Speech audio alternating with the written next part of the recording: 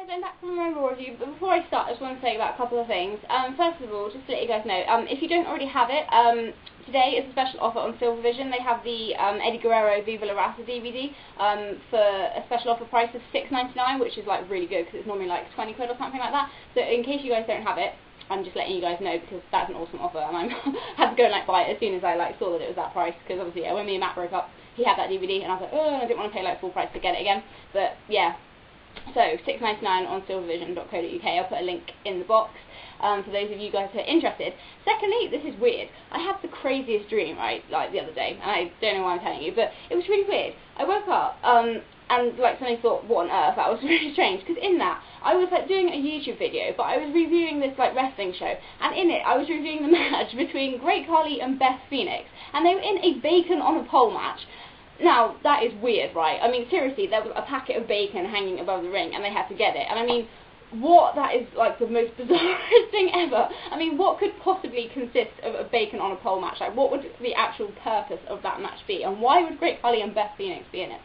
I have no idea. So I want you guys to tell me the funniest like reason for this match. I will read out in my next video. But yeah, so tell me why you think, what the reason for a bacon on a pole match would be, how you would book the match, who would win, and just, yeah, what they would actually do with the bacon after the match. Tell me in the comment box. That's like a really weird thing, but I'm interested to know what you guys think, because I cannot even think of a possibility for having a bacon on a pole match. Anyway, now we've got those like weird things out of the way. Raw review. Raw was really, really average this week. I mean, like, none of it really made me think, wow, that was like really good, or a great build up to the pay-per-view. Because yeah, it's Over the Limit on Sunday, and so far I'm thinking, I'm not looking forward to this pay-per-view. I'm going to watch it because it's free on Sky Sports, but I mean, if I had to actually pay for this pay-per-view off Sky Box Office, I'd be like really, really like not looking forward to having to pay for it.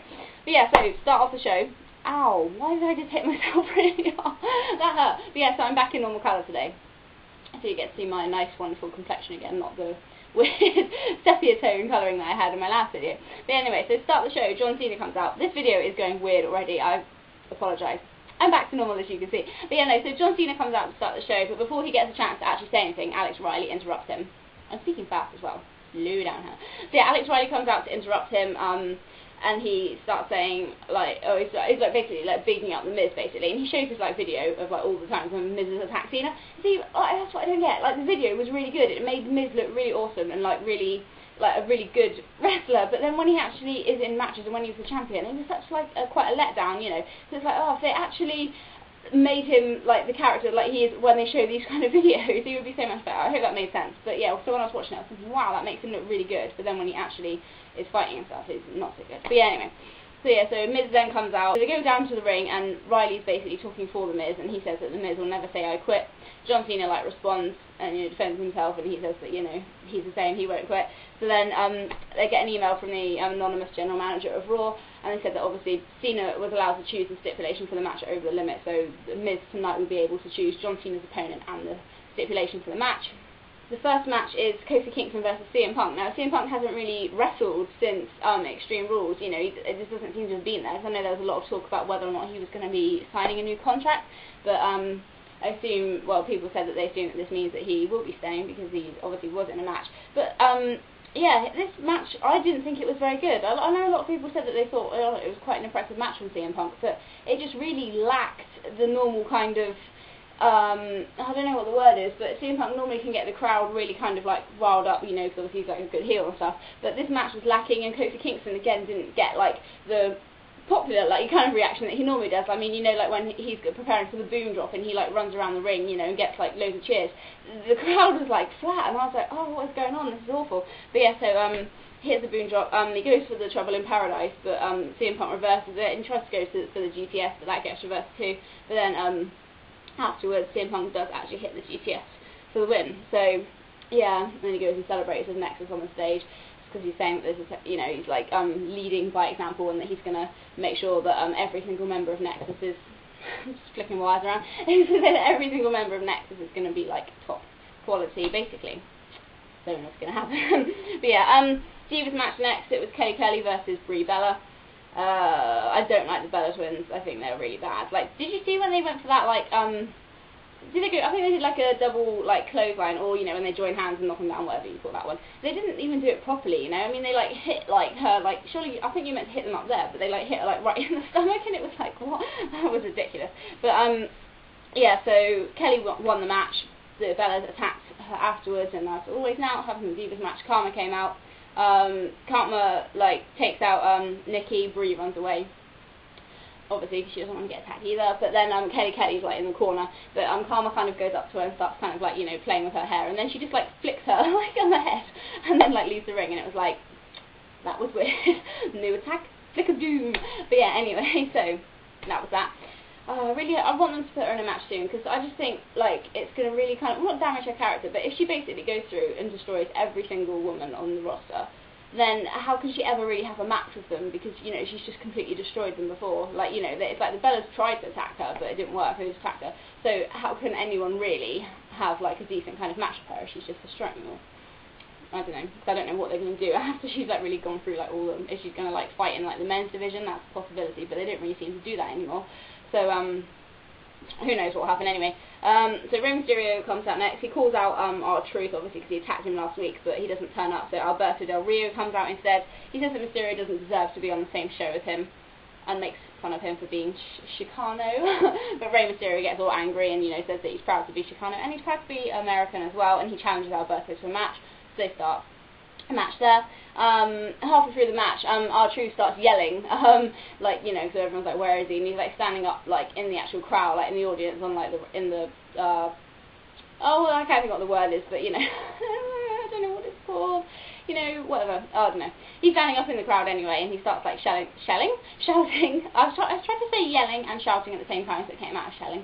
Anyway, so he starts like shouting that someone should call the cops because there's a thief in the ring, and he said that Rey Mysterio stole his spot in the #1 contenders match last week. So then he stays up there, so they carry on the match. Rey Mysterio goes for the 619, but Rodriguez like catches Rey's legs while he's doing that, so the referee disqualifies Alberto Del Rio, so Rey wins via DQ. So then R-Truth does come into the ring, and he takes out Rey and challenges him to a match over the limit. So yeah, that's another one to add to the kind of very weak card of Over the Limit. Next is the contract signing between Michael Cole and Jerry Lawler. Now this has to be, I'm not kidding guys, this has got to be the last match in this feud, because if it's not, I mean, I am seriously considering like not watching Raw anymore, because this match and angle is, well, it's just gone on for too long. It was bad enough that it didn't end at WrestleMania, and then it didn't end again at Extreme Rules, and now this has got to be the final match, obviously, because, you know, Jerry Lawler's like a Hall of Fame ring is on the line, and then if he also loses, if Jerry Lawler loses, then he will induct Michael Cole into the Hall of Fame. Now that's got to not happen, because I mean, if it does, I mean, a lot of people are going to be really, really angry. So Jerry Lawler has to win this one, and the fact that they've made it a kiss my foot match, that is the worst. I mean, we've had some pretty bad gimmicks like matches over the years, but that is taking it too far. It's horrible, and it's pathetic. Why can't they just, you know? It's bad enough that they have to have a match at all, but at least just do a match. That is it. End of. Not kiss my foot, because that is just the stupidest thing ever. But yeah, so then obviously, you know, Jerry Lawler, I can't remember what he says to Cole. He says something about him having to have Jack Swagger with him or whatever, and then Michael Cole says, oh, that no one remembers Jack Swagger as a champion. And then so Jack Swagger gets really angry at Cole and just leaves him there. So obviously then Michael Cole is really begging Lawler, because he doesn't want the match, because he knows that Swagger's not going to be in his corner anymore. So then Lawler takes out Michael Cole, and that's pretty much that. So yeah, this angle has got to end Over the Limit. It seriously has to end. I mean, yeah, it's awful. It's got to end. I'm not going to talk about that anymore, because I'll just end up just rambling. Kane and Big Show in a match next against David Otunga and Mike McGillicuddy. Ugh, what a name, seriously. Who invented that name? If that's his actual real name, then fair enough. But I mean, to actually just be named Mike McGillicuddy is really random. But anyway, the tag team title belts are horrible. I have to say this, right? They obviously after the match they did an interview with Kane and Big Show, and now you can see Big Show's tag team title belt really close up. I know everyone's probably commented on this before, but I've never really paid attention to them. But they are disgusting. They look so fake and horrible. I mean, I can't really remember what the old tag team titles used to look like, but those are just horrible. But yeah, anyway, so Lexus win the match after CM Punk distracts Kane, and then yeah, like I said in the interview afterwards. No, it's not in the interview afterwards. They kind of do it when the commentators are talking. They say, "Oh, breaking news! It's going to be Kane and big show against CM Punk and Mason Ryan for the titles, I think, on Sunday Over the Limit, so that'll be fun as well. Not. They seem to have, like, keep having, like, really random moments with, like, Zack Ryder, because, like, when Cena was, like, walking to the ring, like, Zack Ryder's there talking to him and gives him his t-shirt, and it's like, what? And then last week, I don't know, I didn't talk about it, but he was just, like, standing there, like, fist pumping with him, and it was like, what? I love Zack Ryder, he's so funny. I like watch his, like, YouTube videos and stuff. He needs to be on Raw more. He's probably, like, one of the most popular wrestlers who is never actually on the show. But yeah, so then Cena comes out, and Miz names his opponent as Jack Swagger. Well, he doesn't name his opponent. Jack Swagger runs out and takes him out, and then Miz says, "Oh, by the way, your opponent is Jack Swagger." So obviously Swagger has the advantage to start with, but then Cena wins the match when he locks on the STF, making Jack Swagger tap out. But then Miz comes in like with I think it's like with a pipe, and he starts like attacking like John Cena, but John Cena manages to, you know, like come back and then takes out Miz and Riley, and then ends the show by saying that he will never ever say "I quit." So that was Raw. It could be, well, Over the Limit. It's not appealing to me. There's not really actually a match I'm looking forward to. I'm kind of looking forward to seeing Randy Orton against Christian, just to see like how Christian will actually be in, like, you know, kind of like a main event, like championship match. Obviously, I know he was in a ladder match against Del Rio, and he was like really good there. But to see him in just a normal kind of wrestling match, to see whether he can be as good as he kind of was on SmackDown in their title match last week. So yeah, we'll see what happens with that one. The I Quit match could be okay, but aside from that, I'm not really interested in any of the others. Rey Mysterio and R-Truth, nah, doesn't interest me. The tag team match is going to be boring. Michael Cole and Jerry Lawler, well, that speaks for itself. That's going to be awful. They haven't really announced any other kind of matches from SmackDown yet, so we'll see what happens on this week's episode of SmackDown. But yeah, so that was that, really.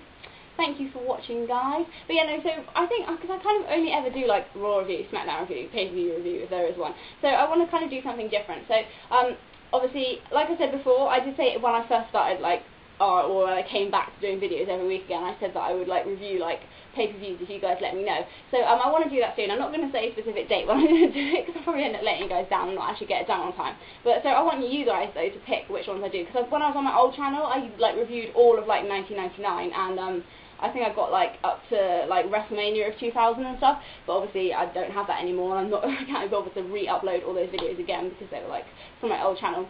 So obviously, yes, I want you guys to pick the pay-per-views that you want me to review. Basically, I've got all the pay-per-views actually on video from Royal Rumble 1999 through to I think it's Backlash 2004, so I can do any kind of between 1999 and 2004, and then I've got like a selection of videos between 2006 and 2009, the DVDs I should say, and then I've got every single pay-per-view from 1999, because 1999 and 2009, because I've got the box set. So basically just pick, like, if you just list any pay-per-views that you would like me to review, and I will do that. Probably won't get any suggestions, but you know, please.